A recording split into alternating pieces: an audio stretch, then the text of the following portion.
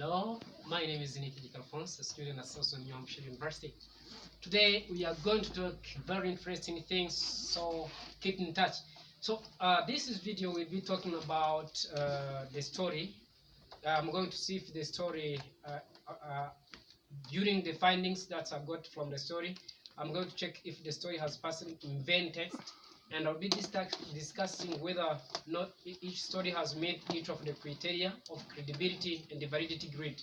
So some of the criteria that we'll be basing on are credibility, news source, evidence, verification versus assertion, authoritative versus uninformed sources, multiple versus single sources, and named versus sources. So I've chosen three different story from three different group. So let me start for the first story, which is Vicious Assault Checks Texas. So this story, it has used like credibility. This is because when you try to check about how this story is designed, you can see there is the reporter was an expert and did not have interest in the story, and the different sources were used to make the news story more credible. This indicates how the story is credible. For instance, different interventions were made, like the people were interviewed, just like we saw the reaction of police, the school, neighborhood, and even testimonies from the victim. So combining this thing together can indicate that this story for sure was credible. When it comes to multiple sources, this story has used multiple sources. This is because we can see that authorities like Horizon, the hospital worker that knew some of the defendants, and the Gatrin, Cleveland School, District Sportsman, and House Chronicle, and the people in the neighborhood. These are the various sources that were used to make sure that the story has taken from various sources. So that's why it indicates that this story has used multiple sources. And even these various sources is better because they balance the opinion, like the girls, they showed how the situation was. So this, like this indicators that shows how this story has used multiple sources. When it comes to verification versus asset, so surely this source does not somehow verify the story because there's somehow evidence are limited in this story.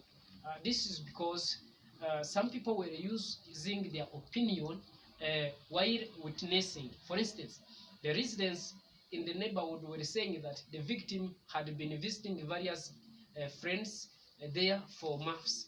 They said that the girl dressed older than her ages, wearing a makeup and the fashion more appropriate to as a woman.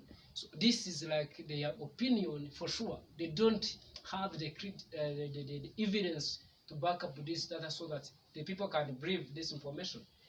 And even there is some people who were saying that the girl used to visit the boys in the playground, but for sure this is like their opinions. So this is the limit that shows is the limitation of the verification verifies versus asset. So let us come to authoritative and informed and uninformed. I do agree that the source in this article is authoritative and informed. This is because the people who were interviewed or quoted are have the knowledge about the subject matter. To understand this clear, for instance, let us talk about Sheila Harrison, who reviewed some information. Is like the person who's a hospital worker, but he said he knew about the several defendants.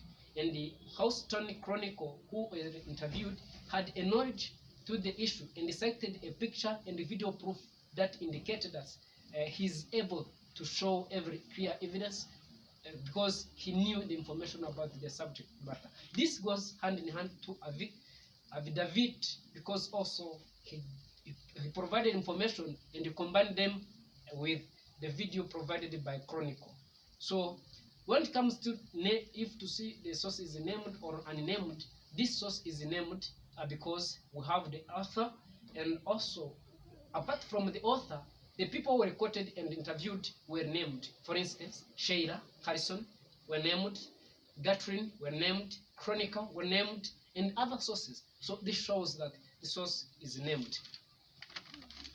Yeah, this is what we could talk about this story. And let us take the second story. The second story was talking about Walmart announces the Grit for Food Rebirthing Initiative. So before going to the credibility, let us take a look also. This story is somehow self-interested because the reporter and this actor who is definitely involved in the story, as a result, they were just kind of advertising the product as a way of attracting the customers. So, but let us take a look at the multiple sources used in this video. So actually, even if they kind of bias because of these employees who are just working in this company, but the source were named, of course, because the reporter so was just yeah. Let us talk about the multiple sources. Okay, they didn't use the multiple sources because the reporter was just working in this company like Keane and Thomas. Therefore, it is not fair to balance their opinion because on resource is really one shown because it is Thomas and Keane who are the employees in this company. So when it comes to verified asset, it is not easy to conclude that information is verified since it is produced and released by one side.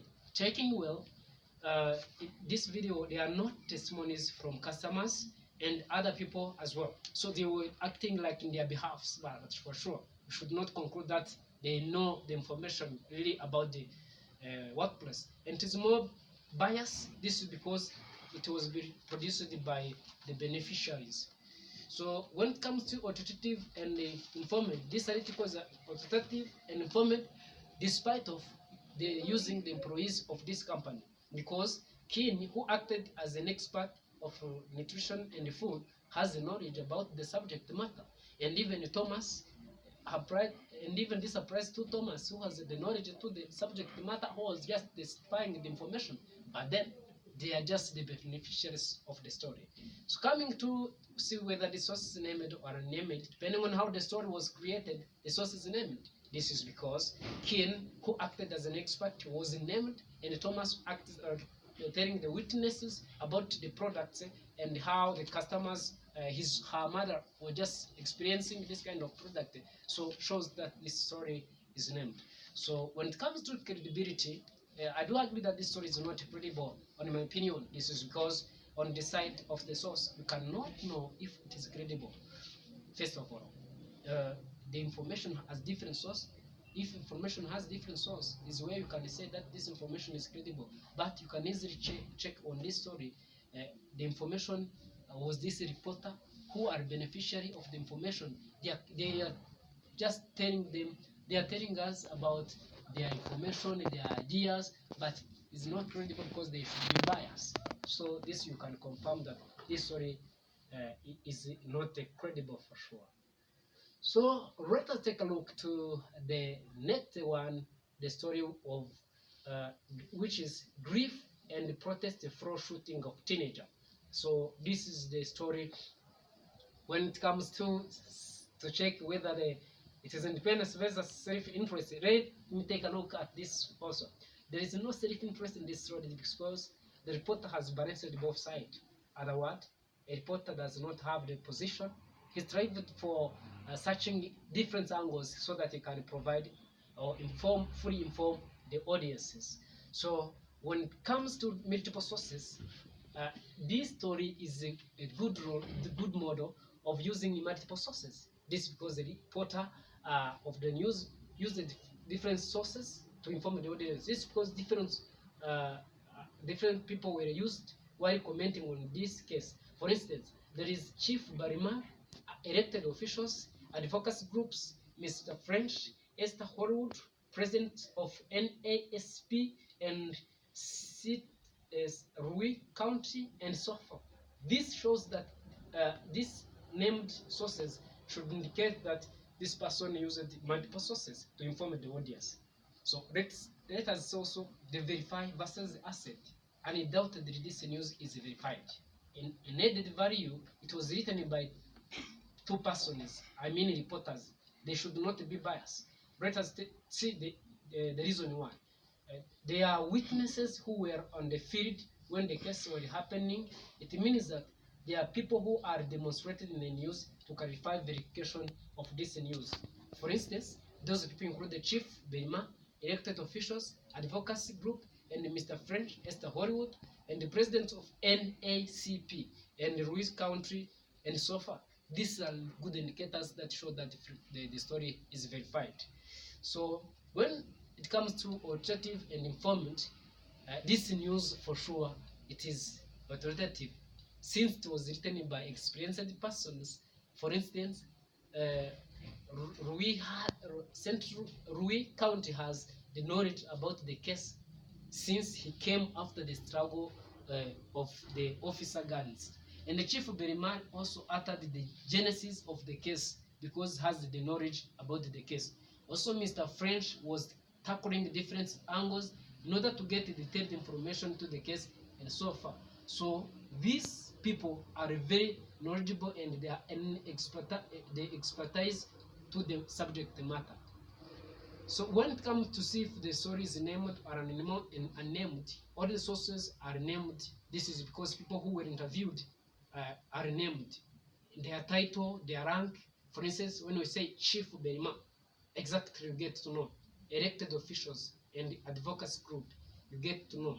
And this goes in hand with the Esther Hollywood, the president of NASCP and Citrus County. These people are named to inform the audience, so they should not be biased since their name were provided. So when it comes to credibility of this source, for sure this source is credible. This is because it has used different testimonies from different people who were in the field when the case occurred. Another thing, the reader's intervention were shown in order to show the credibility of the news while informing the audience. This is how this story should be analyzed, and thank you for watching this video. See you next.